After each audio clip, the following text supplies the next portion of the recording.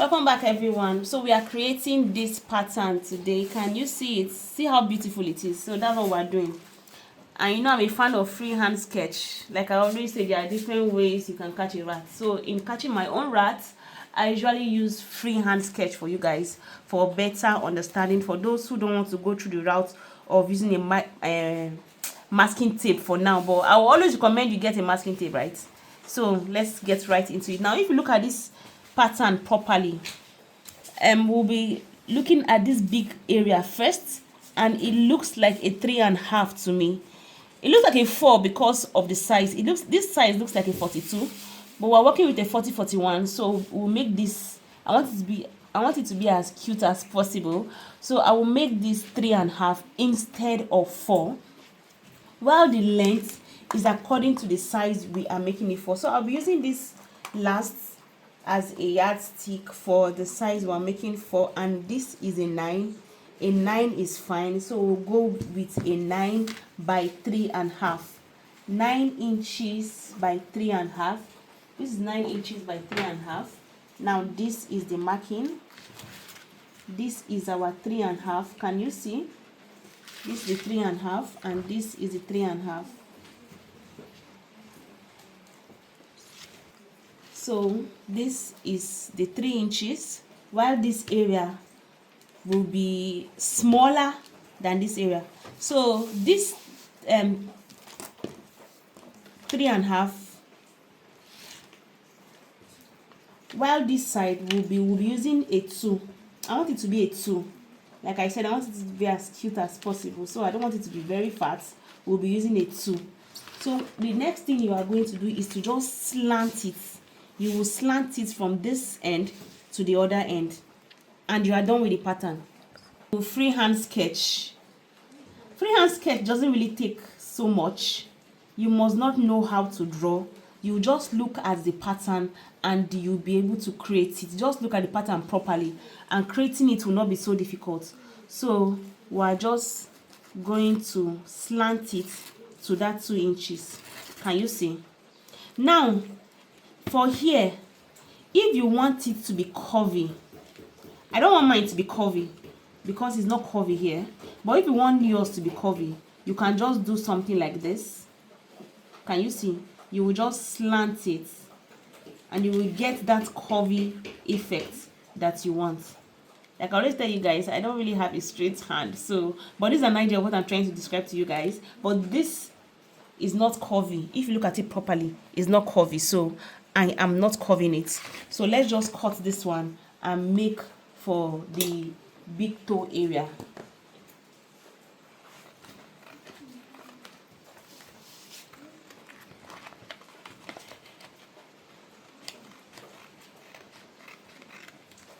So this is it, guys, for the slide. This is it. Can you see? The next thing you are going to do now is to just slant this side. You know, this side is usually longer than this area, so slant it so that it will look like the easy way you are trying to make. So just slant it a little. You know, this our instep area is usually larger, so this is it.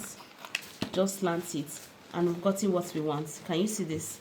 Now for our toe area, I usually don't measure, but let's just measure it for better understanding for those who are learning.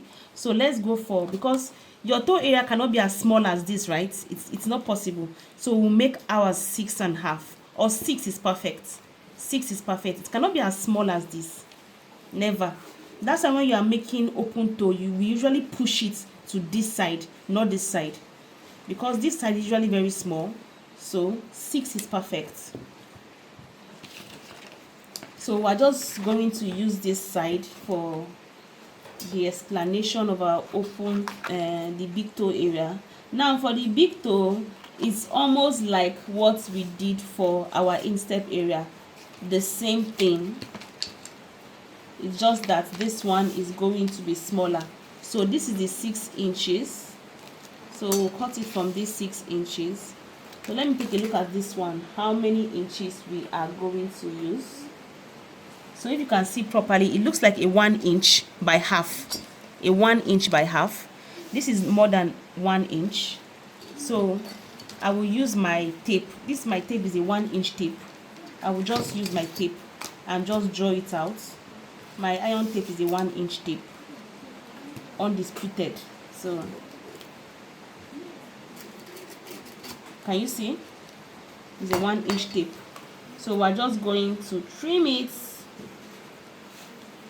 like this and like this.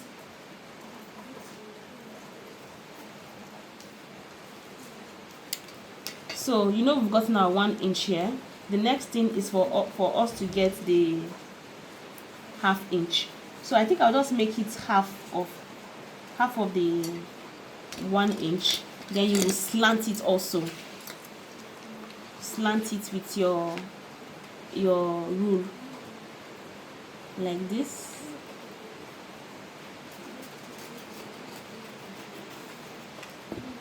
And you've gotten what you want. So yeah, this is it.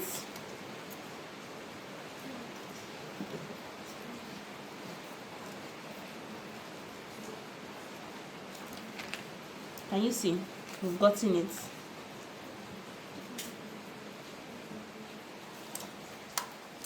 So this is it. This is how it looks like. While for the big side, this is what you are going to get. If you want it smaller, you can still reduce it, but yeah, this is it. So this is it. Can you see? For here and this side. So that is it.